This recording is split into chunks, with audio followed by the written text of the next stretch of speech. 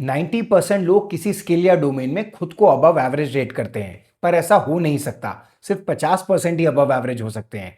यानी कि 40% इसलिए खुश हैं क्योंकि वो खुद को समझा चुके हैं कि वो शानदार हैं। अगर आपको लगता है कि 40% बेवकूफ हैं और मैं इनके जैसा नहीं हूं, तो मैं आपको कुछ और नंबर्स बताता हूं। 93% लोग अपने आप को अबव एवरेज ड्राइवर्स मानते हैं। 90% टीचर्स को लगता है कि वो अपने पीयर्स यानी कि फेलो टीचर से ज्यादा नॉलेज रखते हैं। रिसेंटली एक सॉफ्टवेयर कंपनी के इंटरनल सर्वे में आया कि 54% एम्प्लॉइज अपने आप को कंपनी के टॉप 5% रिसोर्सेज में गिनते हैं। ऐसी गलत फहमियां हम सबको होती हैं और यही सबसे बड़ा रीजन है लोगों का कोई चीज शुरू करने के बाद उसे बीच में छोड़ देने का। किसी चीज को सीखने या स्किल को एक्वायर करने के 5 स्टेजेस होते हैं। पहला स्टेज है जब हमें सुपरफिशियल अवेयरनेस होती है, पर हमें लगता है कि हमें ऑलरेडी काफी कुछ आता है और अगर कुछ जानने के लिए बचा भी है तो उसे तो मैं फटाफट सीख लूंगा, ये मेरे लिए आसान है, मैं इसमें नेचुरल हूं। इस स्टेज को कहा जाता है peak of mount stupid, confidence भरपूर, नॉलेज जीरो।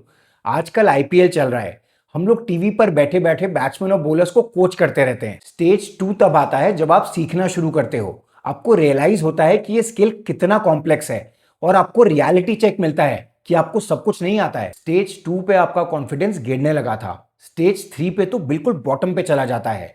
टास्क जितना बड़ा है आपको उससे बहुत ज्यादा बड़ा लगने लगता है। आप ये मान चुके होते हो कि मैं ये नहीं कर सकता, ये मेरे बस का है ही नहीं।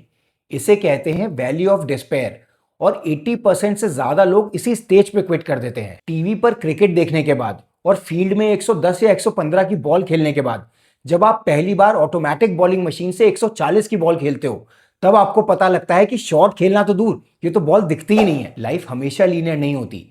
कॉन्फिडेंस और कॉम्पिटेंस पर बेस्ड डिसीजन मेकिंग कई बार क्विटिंग जैसे इमोशनल और गलत स्टेप्स उठवा देती है, क्योंकि स्टेज 3 के बाद स्टेज 4 में आपका कॉन्फिडेंस बढ़ने लगता है और फिर बस समय, पेशेंस और लर्निंग की बात है जब आपका नॉलेज लेवल एक्सपर्ट लेवल तक हो जाएगा। इसलिए हमेशा अपने प्लान और प्रोसेस को ट्रस्ट करो। आप लाइफ के किस भी स्टेज में हो, वैली ऑफ डिस्पेयर में हो या फिर माउंट स्टूपिड पर, आपका डिसिप्लिन ही आपको गाइड करके नेक्स्ट स्टेज तक ले जा सकता है और आपका लेवल अप कर सकता है।